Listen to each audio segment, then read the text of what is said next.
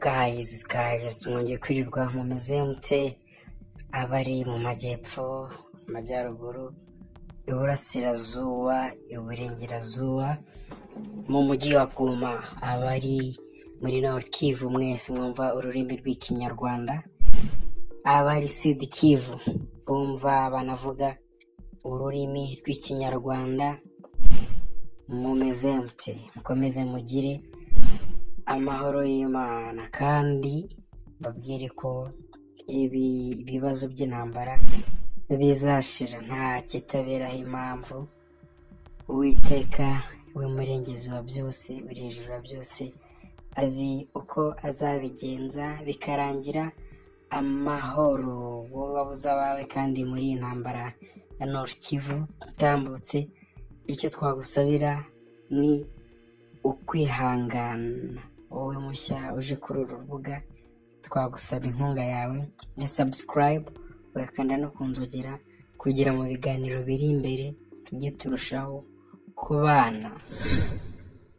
Rero tuzatinze tugaruke ku makuru ya M23 umutwe twaje intwaro ariko uharanira ubuzima bw'abavuga ururimi rw'ikinyarwanda barwa ku butaka bwa Kongo bose.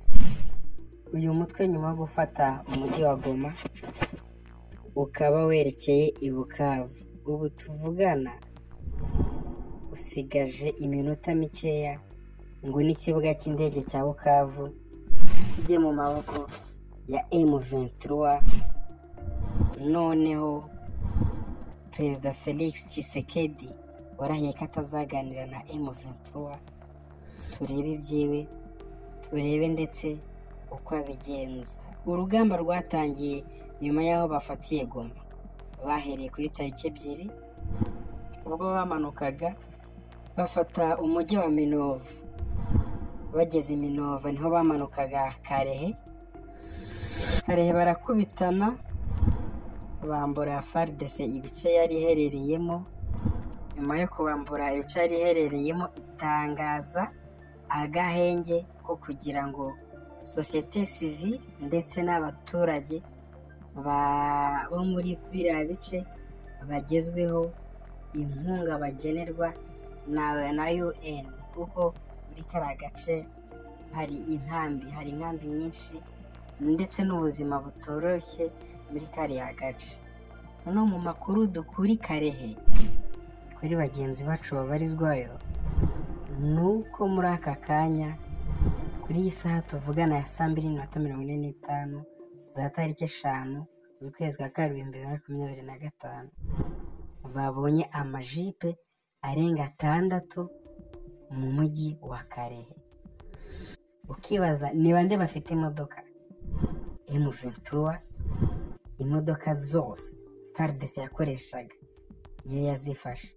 Abaturage bakaba batangiye kugira ikikango bateka ko M23 yaba igeze Bukavu, ahubwo kuko bamaze kumenya strategy M23 ikoresha.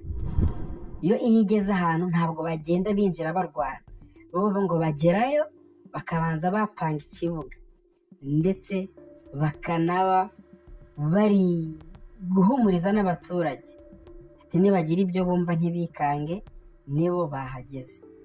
Izo modoka rero abaturage nizo bakomeje kwikanga kuva kare kuko bazibonye mu masasita y'amanywa, ndetse n'abasirikare ba FARDC n'abanya South Africa bagiyeyo barasadek nyinshi birundiye i Bukavu burya, ndetse n'ingabo z'u Burundi hari inca ziri kuza, hari n'abandi bahunze hano bavigoma berekera mu mujyi wa Bukavu. Batangiye gutabaza babwira leta ngo murabizi ko nta mbaraga dufite, nimutinda gatoya murasanga byose byarangiye na Bukavu bayifashe. Kandi ubwoba bwabo koko bufite ishingiro. Nyabibwe Tombe, Nyabibwe yamaze gufatwa. Kuva Nyabibwe ujya Bukavu nta kintu gisigaye, kandi ahantu M23 ibera mbi ntabwo bo bahera ruhande barakuzenguruka. bivuze ko abazi ikibuga cy'indege cya Bukavu ahantu abantu binjirira cyarangije naho gufatwa. Murumva ikintu gisigaye nuko abandi basirikare basigaye barifata baramanika amaboko bakava Nyabibwe, kuko Nyabibwe deja tombe. Nyabibwe yo yafashe, nta kindi kirasigara. Ikintu tugira amakuru turimo gukurikirana ni ukumenya neza niba ikibuga cya Bukavu cyavuyemo cyitwa Kavumu. Turebe nimba ikavumu havuyemo, kandi tunabibutsa ko ikibuga cy'indege cya Kavumu kiramutse gifashwe byaba byarangiye Sud Kivu nayo yaba yafashwe, kuko burya ikibuga cya Kavumu ari intwaro zivuye i Burundi hariya zizajya zururukira, kandi n'intwaro zanyuze muri Tanganyika kugera Kavumu biba byoroshye, kuko bitewe n'aho bari kuno n'ibintu FARDC yapanze. Defense ya nyuma isigaye ikomeye yose bayizengurukije ikibuga.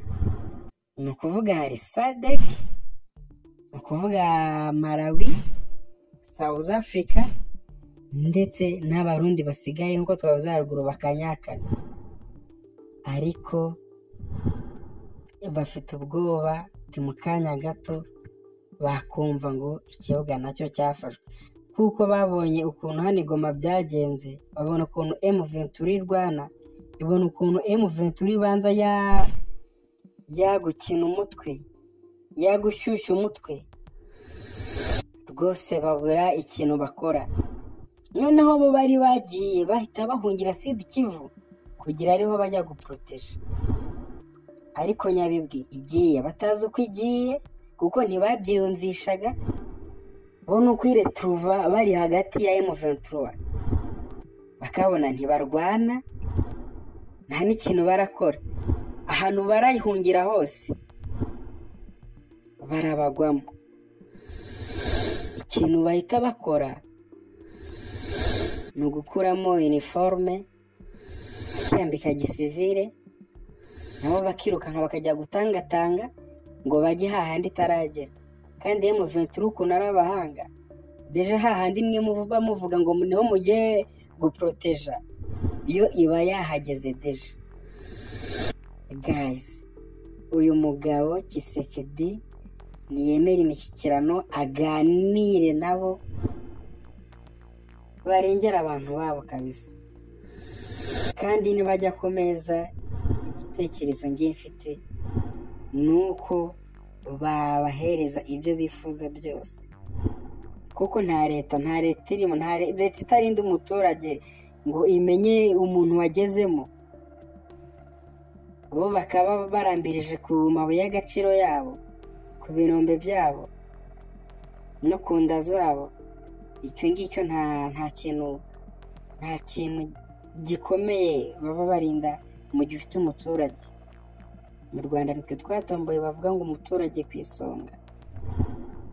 Update ni izo ko Nyabibwe yafashe. Utarakora subscribe wayikanda, tukajya tubana mu makuru ari imbere.